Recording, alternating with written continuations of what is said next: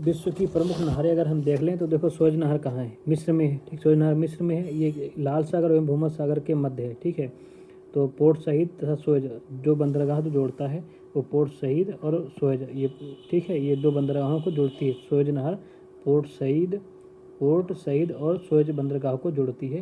ये लाल सागर और भूमध्य सागर के मध्य में है। मिस्र की सबसे बड़ी पोतवाहक नहर है ये, मिस्र की सबसे बड़ी पोतवाहक नहर है। ठीक है, विश्व की सबसे बड़ी कृत्रिम नहर है ये।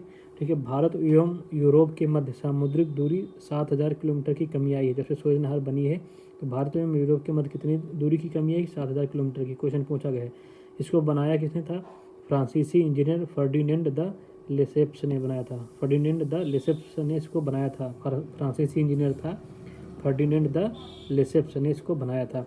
पनामा नहर कहाँ है? पनामा में है। ठीक है, पनामा देश में है।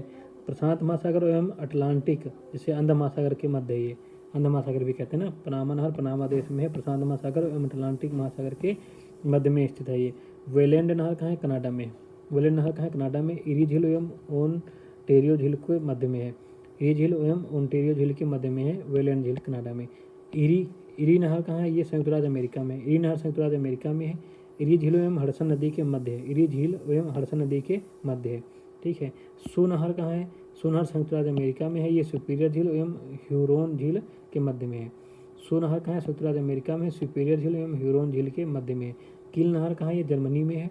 बाल्टिक सागर एवं उत्तरी सागर के मध्य में है, मतलब मध्य में इन दोनों को जोड़ती है किल सागर। ठीक है, बाल्टिक एवं उत्तरी महासागर। न्यू वाटरवे नहर कहाँ है? नीदरलैंड्स में है। ये उत्तरी सागर एवं रोटरडैम के मध्य है। उत्तरी सागर एवं रोटरडैम के मध्य में न्यू वाटर। उत्तरी सागर कहाँ है? नीदरलैंड में। उत्तरी सागर नहर कहाँ है? नीदरलैंड में ये भी है। ये एम्स्टर्डम एवं उत्तरी सागर के मध्य में है। उत्तरी सागर एम्स्टर्डम एवं उत्तरी सागर के मध्य में है, नीदरलैंड में। गोटा नहर स्वीडन में है। ये गुटेनबर्ग और स्टॉकहोम के मध्य में है। गोटा नहर स्वीडन में है, गुटेनबर्ग एवं स्टॉकहोम के मध्य में है। वोल्गा डान नहर कहाँ है? रूस में है। ये वोल्गोग्राड एवं सिमलियांस्क जलाशय के मध्य में है। किसके मध्य में है? वोल्गोग्राड एवं सिमलियांस्क जलाशय के मध्य वोल्गोडोन्स्क के पास में है। ठीक है, पास एवं रोस्टोवा के मध्य में है। ये वोल्गाडान कहाँ है? रूस में है। अल्बर्ट कहाँ है? बेल्जियम में है। एंटवर्प एवं लीग के मध्य। ठीक है, अल्बर्ट कहाँ है? बेल्जियम में है। एंटवर्प एवं लीग के मध्य में है। ठीक है, और वोल्गाडान कहाँ है? रूस में है। वो वोल्गोग्राड एवं सिमलियांस्क जलाशय के मध्य वोल्गोडोनास्क, जिसको रोस्टोवो ओब्लास्ट के पास एवं रोस्टोवो के मध्य में है। ठीक है, तो ये वोल्गाडान याद रखना, रूस में है। इतना बड़ा याद रखने की जरूरत नहीं है। और नहर से संबंधित और कुछ देख लें। देखो स्टालिन नहर जिसे श्वेत बाल्टी नहर भी कहते हैं। स्टालिन नहर जिसे श्वेत बाल्टी नहर भी कहते हैं, बाल्टिक सागर, ठीक है, ओनेगा झील को जोड़ते हुए, बाल्टिक सागर ओनेगा झील को जोड़ते हुए, ठीक है, को आर्कटिक सागर सफ़ेद सागर से जुड़ती है। आर्कटिक सागर सफ़ेद सागर से जुड़ती है। आर्कटिक सागर मतलब सफ़ेद सागर, आर्कटिक सागर का सफ़ेद सागर को जोड़ती है। बाल्टिक सागर और आर्कटिक सागर को जोड़ती है और ओनेगा झील से होते जाती है ये स्टालिन नहर। ठीक है, स्टालिन नहर जिसे श्वेत बाल्टिक नहर भी कहते हैं। सेंट लॉरेंस नहर ये जलमार्ग है, महान झीलों एवं अटलांटिक महासागर से जुड़ा हुआ है। ये सेंट लॉरेंस नहर जो है ये महान सेंट लॉरेंस नहर जलमार्ग महान झीलों एवं अटलांटिक महासागर से जुड़ा हुआ है। जलपास लाग पद्धति क्या है? किसी नदी नहर या झील के जलमार्ग में जल के विभिन्न स्तरों के बीच नौकाओं को ऊपर उठाने और नीचे उतारने की एक युक्ति है।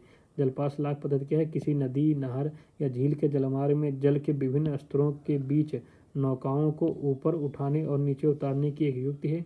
इसका प्रयोग कहाँ होता है? जैसे जहाँ अचानक जलस्तर में परिवर्तन होता है या किसी भी नदी नहर को आसानी से नौगम्य बनाया जा सकता है इसके द्वारा, जलपास विधि द्वारा।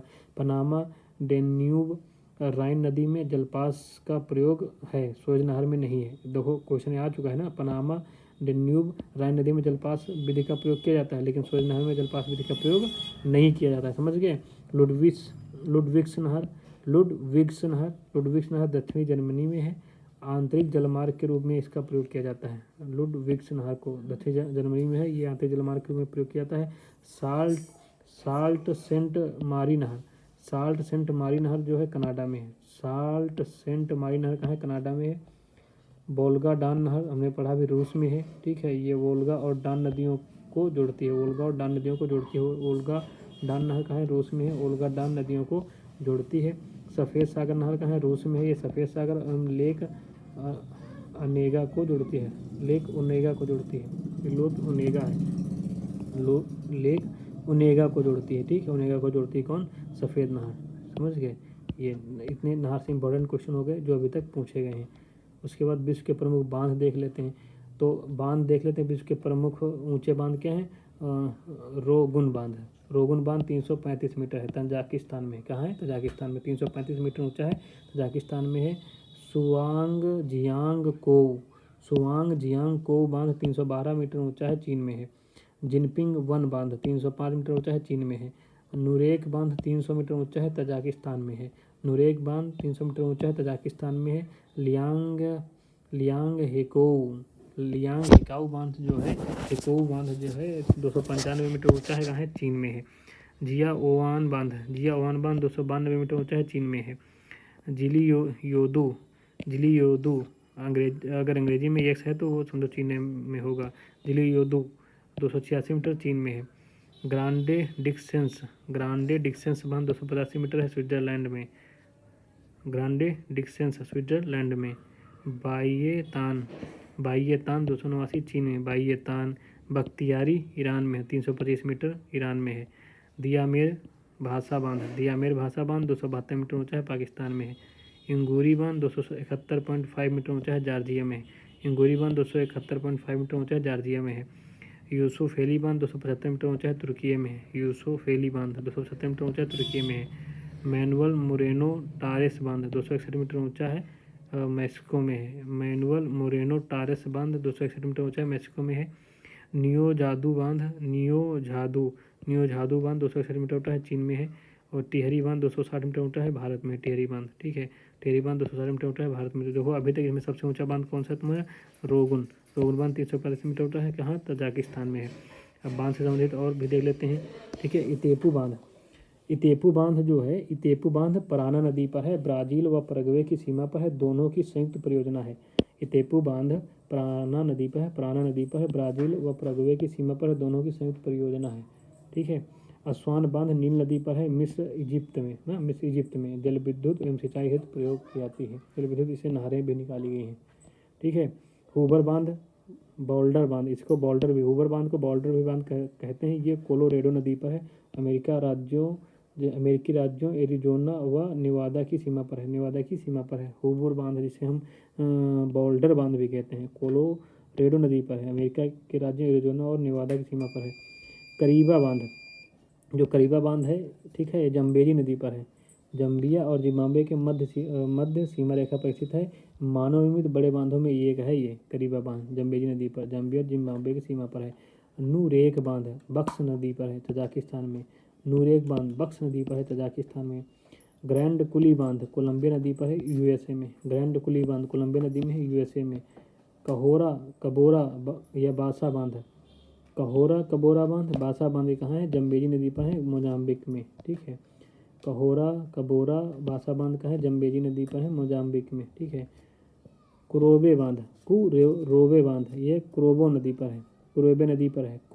नदी पर है, जापान में। आर्क बांध है, ये जापान में आर्क बांध है। कुरोबे नदी पर है, जापान में आर्क बांध है। अकोसोम्बा बांध जिसको बोल्टा बांध भी कहते हैं, अकोसोम्बा बांध या बोल्टा बांध, ये बोल्टा नदी पर है, घाना अफ्रीका में। कहाँ? घाना अफ्रीका में, ठीक है। डिक्सेंस नदी पर है, स्विट्जरलैंड यूरोप में।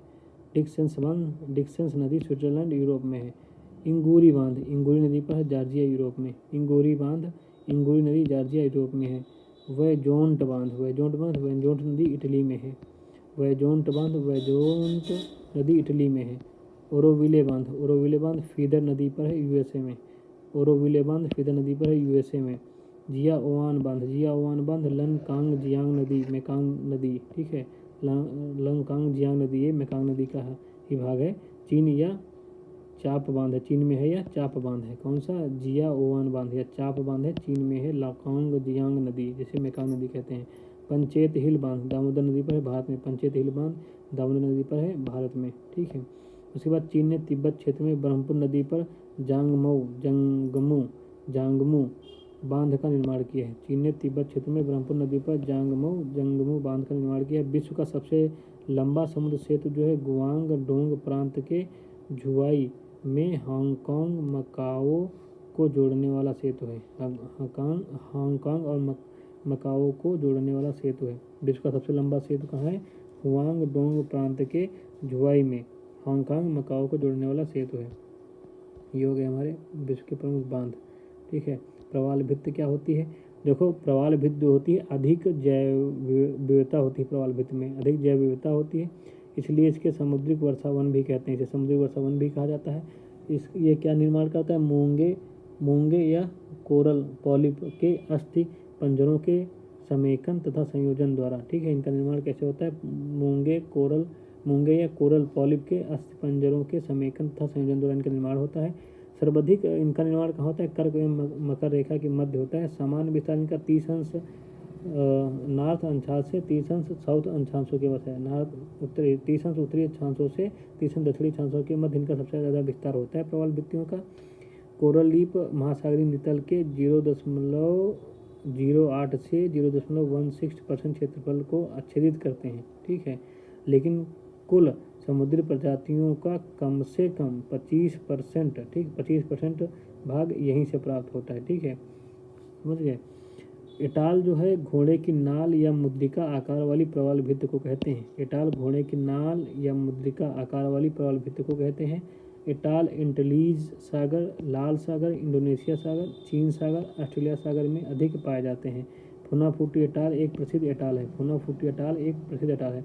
तो एटाल क्या है? घोड़े की नाल या मुद्रिका आकार वाली प्रवाल भित्ति को कहते हैं। एटाल एंटीलीज सागर, लाल सागर, इंडोनेशिया सागर, चीन सागर, ऑस्ट्रेलिया सागर में अधिक पाए जाते हैं। फुनाफुटी एटाल एक प्रसिद्ध एटाल है। विश्व की सर्वाधिक प्रवाल भित्तियाँ उष्णकटिबंधीय सागरों में मिलती हैं। विश्व की सर्वाधिक प्रवाल भित्तियाँ कहाँ मिलती हैं? उष्णकटिबंधीय सागरों में मिलती हैं। विश्व की 1/3 से अधिक प्रवाल भित्तियाँ ऑस्ट्रेलिया, इंडोनेशिया, फिलीपींस के राज्य क्षेत्रों में स्थित हैं। विश्व की 1/3 से अधिक प्रवाल भित्तियाँ कहाँ हैं? ऑस्ट्रेलिया, इंडोनेशिया और फिलीपींस के राज्य क्षेत्रों में स्थित हैं। उष्णकटिबंधीय वर्षावनों की अपेक्षा प्रवाल भित्तियाँ कहीं अधिक संख्या में जंतु संघों का प्रतिपोषण करती हैं। उष्णकटिबंधीय वर्षावनों की अपेक्षा प्रवाल भित्तियाँ कहीं अधिक संख्या में जंतु संघों का प्रतिपोषण करती हैं। ठीक है, अब वायुमंडल क्या होता है? हल्की गैसें ऊपरी भाग में, भारी गैसें निचली भाग में रहती हैं। CO2 जो है कार्बन डाइऑक्साइड जो है धरातल से 20 किलोमीटर की ऊंचाई तक पाई जाती है। नाइट्रोजन और ऑक्सीजन 100 किलोमीटर तक पाई जा सकती है। हाइड्रोजन जो है 125 किलोमीटर तक पाई जा सकती है। ओजोन को छोड़कर अन्य गैसें इससे अधिक ऊंचाई पर नहीं जाती हैं। ठीक है, वायुमंडल में स्थायी गैसें क्या होती हैं? नाइट्रोजन, ऑक्सीजन और आर्गन। वायुमंडल में स्थायी गैसें क्या हैं? नाइट्रोजन है, ऑक्सीजन है, आर्गन है। तो इनका द्रव्यमान प्रतिशत देख लेते हैं। तो सबसे ज़्यादा प्रतिशत किसका है? नाइट्रोजन। द्रव्यमान प्रतिशत किसका? नाइट्रोजन का सबसे ज़्यादा प्रतिशत है। फिर ऑक्सीजन 20.947 है परसेंटेज। ठीक है, फिर आर्गन का आता है 0.934 है आर्गन। उसके बाद कार्बन डाइऑक्साइड आता है। ठीक है, फिर नियान आता है, फिर हीलियम आता है, फिर क्रिप्टॉन, हाइड्रोजन आता है, फिर जेनान आता है। तो घटते क्रम में इनका द्रव्यमान का प्रतिशत है सबसे ज़्यादा नाइट्रोजन 78.084% है। तो नाइट्रोजन के बाद ऑक्सीजन, ऑक्सीजन के बाद आर्गन, आर्गन के बाद कार्बन डाइऑक्साइड, कार्बन के बाद नियान, के बाद हीलियम, फिर क्रिप्टॉन, फिर हाइड्रोजन, फिर जेनान, जिसको एक्सी प्रतीक है जेनान आता है। ठीक है, तो सबसे ज़्यादा नाइट्रोजन है वायुमंडल में, फिर ऑक्सीजन, फिर आर्गन, फिर कार्बन डाइऑक्साइड नंबर आता है। आर्गन के बाद कार्बन डाइऑक्साइड का नंबर आता है, फिर नियान है, फिर हीलियम है, फिर क्रिप्टॉन है, फिर हाइड्रोजन है, फिर जेनान है, जो हो गए। ठीक है, अधिकांश मौसम गतिविधियाँ क्षोभ मंडल में ही होती हैं। देखो, ये जो वायुमंडल है कुछ परतों में बटा है। नीचे सबसे नीचे क्षोभ मंडल पाया जाता है 20 किलोमीटर तक। ठीक है, क्षोभ मंडल है, फिर समताप मंडल। क्षोभ मंडल को ट्रोपोस्फीयर कहते हैं। क्षोभ मंडल को ट्रोपोस्फीयर कहते हैं। फिर समताप मंडल है जिसको स्ट्रेटोस्फीयर कहते हैं। और समताप मंडल और क्षोभ मंडल को जो अलग करती है उस परत को बोलते हैं ट्रोपोपाज बोलते हैं। समताप मंडल के बाद मध्यमंडल आता है। क्या आता है? मध्यमंडल। ठीक है, ये जो समताप मंडल और मध्यमंडल मीसोस्फीयर को जो अलग करता है उसको बोलते हैं स्ट्रेटोपाज। क्या बोलते हैं? स्ट्रेटोपाज। फिर मध्यमंडल के ऊपर आता है तुम्हारा तापमंडल। क्या आता है? तापमंडल। तो मध्यमंडल और तापमंडल को अलग करने वाले परत को क्या बोलते हैं? मेसोपॉज बोलते हैं। तो ये हो गया वायुमंडल की परतें। ठीक है, तो क्षोभमंडल, सप्ताह मंडल, मध्य मंडल, आयन मंडल और फिर बाह्य मंडल। ठीक, तो ये तीन हो गए। सप्ताह वो जो क्या क्षोभ मंडल होता है, सप्ताह मंडल होता है, मध्य मंडल होता है, तो आयन मंडल होता है और बाह्य मंडल होता है। तो क्षोभ मंडल की जो ऊंचाई रहती है तुम्हारी, ये 8 किमी से लेकर क्या कहती है 15 किमी तक रहती है। तो देखो जो भूमध्य रेखा पर इसकी ऊंचाई जो है क्षोभ मंडल की 8 किलोमीटर तक रहती है, और ध्रुवों पर इसकी ऊंचाई कहाँ तक जाती है, 15 किलोमीटर ऊंचाई तक साथ जाती है। ठीक है, और ऊंचाई से तापमान घटता रहता है। तो देखो भूमध्य रेखा पर अधिकतम ताप क्या है, -45 सेंटीग्रेड तक है। ठीक है, और ध्रुवों पर क्या है, -80 सेंटीग्रेड। तो अगर पूछ दे क्षोभ मंडल में ताप कहाँ ज़्यादा रहता है, ध्रुवों पर ज़्यादा रहता है कि विषुवत रेखा पर, तो विषुवत रेखा पर, क्योंकि -45 सेंटीग्रेड है, और यहाँ पर क्या है -80 सेंटीग्रेड, तो ये कम हो गया ना। तो ध्रुवों पर ताप कम रहता है भूमध्य रेखा की अपेक्षा। उसके बाद क्षोभ मंडल के बाद नंबर आता है उसका, तो मैं फिर क्षोभ सीमा पर जाती है। ठीक है, क्षोभ सीमा के बाद नंबर आता है समताप मंडल का। सप्ताह मंडल की जो ऊंचाई है 50 किलोमीटर तक है, 50 किलोमीटर तक है, और यहाँ पर ताप एकदम 0 सेंटीग्रेड रहता है। ऊंचाई से ताप घट जाता है, तो 50 किलोमीटर की ऊंचाई पर ताप 0 सेंटीग्रेड तक पहुँच जाता है। और समताप मंडल में ही तुम्हारा ये मिलता है ओजोन मंडल। क्या मिलता है, ओजोन मंडल।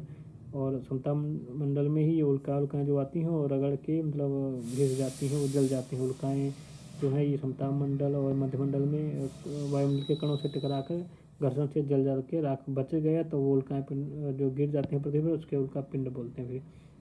फिर समताप मंडल के बाद आता है मध्य मंडल। मध्य मंडल 80 किलोमीटर तक ऊंचाई पर, यहाँ पर जो तापमान है और घट जाता है अब -सेंटीग्रेड। भाई यहाँ समताप मंडल की आखिरी सीमा पर ताप 0 सेंटीग्रेड था, अब यहाँ पर घट के अब कितना हो गया, -100 सेंटीग्रेड तक आ जाता है 80 किलोमीटर की ऊंचाई पर मध्य मंडल में। ठीक है, उसके बाद मध्य मंडल के बाद आयन मंडल आता है। ये 600 किलोमीटर तक जाता है, 80 से 600 किलोमीटर तक जाता है आयन मंडल में जो होता है ऊंचाई के साथ तापमान बढ़ता है। ऊंचाई के साथ तापमान क्या होता है, अब यहाँ तापमान बढ़ने लगता है। ठीक है, ऊंचाई से तापमान बढ़ता है, तो रेडियो तरंगों की आयन मंडल और रेडियो तरंगों को परिवर्तित करने का काम करते हैं। इसके बाद आता है वायुमंडल। 600 किमी के बाद जो भी पड़ता है वो वायुमंडल। यहाँ तापमान 1000 सेंटीग्रेड से भी ऊपर चला जाता है, क्योंकि 80 किलोमीटर के बाद जो तुम्हारा मध्य मंडल है, उसके बाद आयन मंडल में ऊंचाई का तापमान क्या होता है, बढ़ता है, और फिर वायुमंडल में भी ताप और बढ़ जाता है। वो 600 किमी के बाद 1000 सेंटीग्रेड से भी ऊपर चला जाता है। ठीक है, ये हो गए हमारी परतें, इनके बारे में याद रखना। इतने क्वेश्चन पूछता है, तो कुछ पॉइंट दिए हैं वो पढ़ लेते हैं। अधिकांश जो मौसमी गतिविधियाँ हैं वो क्षोभ मंडल में होती हैं। समताप मंडल जेट विमानों की उड़ाने के लिए आदर्श माना जाता है, क्योंकि इस परत में बादल तथा अन्य मौसमी घटनाएं नहीं होती हैं। जो भी बादल तथा मौसमी घटनाएं होती हैं वो सब क्षोभ मंडल में हो जाती हैं। नीचे वाले इस मंडल में बादल की घटनाएं, बारिश की जो भी हैं, ये सब इसी क्षोभ मंडल में होती हैं। समताप मंडल में ये सब बादल नहीं होते, इसलिए ये वायुयान चलाने की अच्छी जगह है। ठीक है, और फिर बहिर्मंडल, ठीक क्या है, हो गया तुम्हारा ये समताप मंडल, घटनाएं नहीं होती। फिर ओजोन परत क्या है, समताप मंडल के निचले भाग में 15 से 35 किलोमीटर की ऊंचाई पर ओजोन परत पाई जाती है। रेडियो तरंगों का विक्षेपण परावर्तन आयन मंडल से होता है। जो रेडियो तरंगे का विक्षेपण या परावर्तन आयन मंडल से होता है। इस मंडल में अन्य प्रमुख घटनाएं क्या होती हैं, ब्रह्मांड की किरणें, कॉस्मिक रेज का परिलक्षण होता है। उत्तरी ध्रुवीय प्रकाश अरोरा बोलिसिस तथा दक्षिणी ध्रुवीय प्रकाश अरोरा ऑस्ट्रालिस, ये सब घटनाएं कहाँ होती हैं, आयन मंडल में होती हैं। ब्रह्मांड किरणें का परिलक्षण होता है। उत्तरी ध्रुवीय प्रकाश तथा दक्षिणी ध्रुवीय प्रकाश अरोरा ऑस्ट्रालिसिस, ये सब घटनाएं कहाँ होती हैं, आयन मंडल में होती हैं।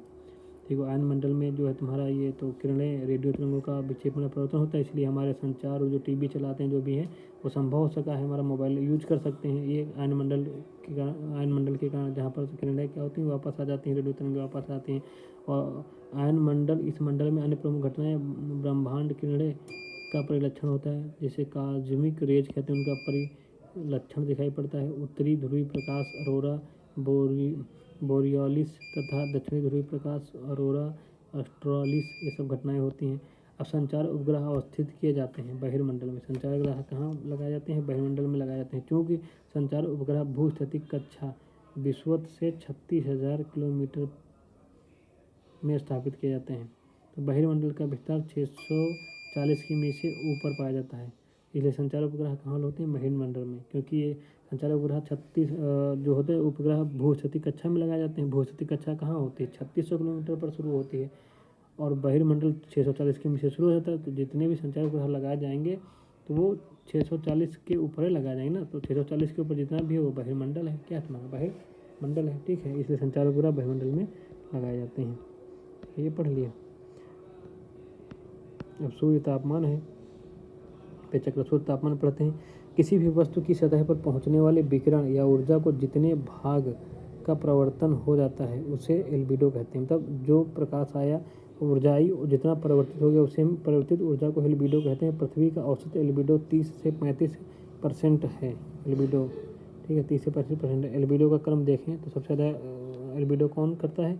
नवपात हिम 75 से 95%, 75 से 95% नवपात हिम करती है। उसके बाद घने बादल करते हैं, 70 से 80% प्रवर्तन कर देते हैं, ठीक है। उसमें हल्के बादल करते हैं, 25 से 80% कर देते हैं। फिर रेत मरुस्थल कर देता है, 20 से 30% कर देता है। घास जो है 14 से 37% कर देती है। कंक्रीट 17 से 27% कर देती है। पेरी भूमि जो है 10 से 20% कर देता है। वन 5 से 10% करते हैं। धान की फसल युक्त, ठीक है। फिर उसके बाद धान की फसल युक्त भूमि है 3 से 15%। फिर जल 3 से 5% करता है, ठीक है। जल 3 से 5%। इसके अलावा शुष्क सतह 15 से 25% का भी, शुष्क सतह जो है 15 से 25% प्रवर्तन कर देती। इसके अलावा शुष्क सतह भी, ठीक है, शुष्क सतह भी 15 से 25 सेंटीग्रेड कर देती है, ठीक। 15 से 25 सेंटीग्रेड प्रतिशत, 15 से 25% क्या करती है? शुष्क सतह भी परिवर्तन करती है, ठीक है। तो हम क्रम देख लें घटने क्रम में। तो नवपात हिम जो है सबसे ज़्यादा एल्बिडो करता है, तो सबसे ज़्यादा ऊष्मा को प्रवर्तित करता है। फिर घने बादल हैं, फिर हल्के बादल हैं, फिर रेत और मरुस्थल हैं। उसके बाद रेत मरुस्थल और घास है, कंक्रीट है, पेरी भूमि है, वन है, धान की फसल युक्त खेत हैं। हाँ, इसके बीच में एक और है कि शुष्क रेत भी 15 से 25% कर देता है। विश्व में सूर्य ताप का वितरण तापमान के वितरण को नियंत्रित करने वाला मुख्य कारक है। भाई, विश्व में सूर्यताप का वितरण तापमान के वितरण को नियंत्रित करने वाला प्रमुख कारक है, ठीक है। और सूर्य ताप के अवशोषण के कारण धरातल गर्म होता है और इससे धरातल के संपर्क में आने वाली वायु भी गर्म हो जाती है। इसलिए ऊंचाई बढ़ने के साथ साथ तापमान कम हो जाता है। ऊपरी वायुमंडल में वायु विरल एवं आर्द्रता का अभाव होता है। ऊपरी वायुमंडल में वायु विरल है एवं आर्द्रता का अभाव ये एहसास होता है। सागर का आकार जितना बड़ा होता है वार्षिक तापमात्रा उतना ही घटता जाता है। अगर सागर जितना बड़ा है उसका वार्षिक तापमात्रा उतना ही बड़ा है। अब जैसे इसलिए अटलांटिक महासागर का तापांतर जो है प्रशांत महासागर के से ज़्यादा होगा, क्योंकि प्रशांत महासागर बड़ा है तो उसका तापांतर कम होगा, ठीक है। उत्तरी गोलार्ध में तापांतर ज़्यादा है दक्षिणी गोलार्ध की अपेक्षा। उत्तरी गोलार्ध में तापमान स्तर ज़्यादा है दक्षिणी गोलार्ध की अपेक्षा। सामान्यतः भूमध्य रेखा से उच्च अक्षांशों की ओर जाते हैं जब तो औसत तापमान कम हो जाता है, परंतु ठीक है, अधिकतम सूर्यताप प्राप्त करने वाली तापीय विषुवत रेखा भूमध्य रेखा पर न होकर 20 सेंटीग्रेड, ठीक है, 20 सेंटीग्रेड उत्तरी अक्षांश पर स्थित होती है। तो देखो, सामान्यतः जब हम भूमध्य रेखा से उच्च अक्षांशों की ओर जाते हैं तो औसत तापमान कम हो जाता है, परंतु अधिकतम सूर्यताप प्राप्त करने वाली तापीय विषुवत रेखा भूमध्य रेखा पर न होकर 20 अंश उत्तरी अक्षांश पर स्थित है। लेकिन अधिकतम जो ताप प्राप्त करती है अक्षांश रेखा वो भूमध्य रेखा नहीं है, बल्कि उससे उत्तरी अक्षांश पर थोड़ा दूर हटके 20 अंश उत्तरी अक्षांश पर स्थित है। उत्तरी अक्षांश पर स्थित है जो सबसे ज़्यादा ताप प्राप्त करती है पृथ्वी पर। तो मेघी रातों में वायुमंडल जलवाष्प की मात्रा साफ रातों की अपेक्षा अधिक होती है। मेघी रातों में वायुमंडल में जलवाष्प की मात्रा साफ रातों की अपेक्षा अधिक होती है, क्योंकि बहिर्गामी पार्थिव विकिरण को जलवाष्प अवशोषित करता है। कि बहिर्गामी पार्थिव विकिरण को जलवाष्प क्या करता है? अवशोषित कर लेता है।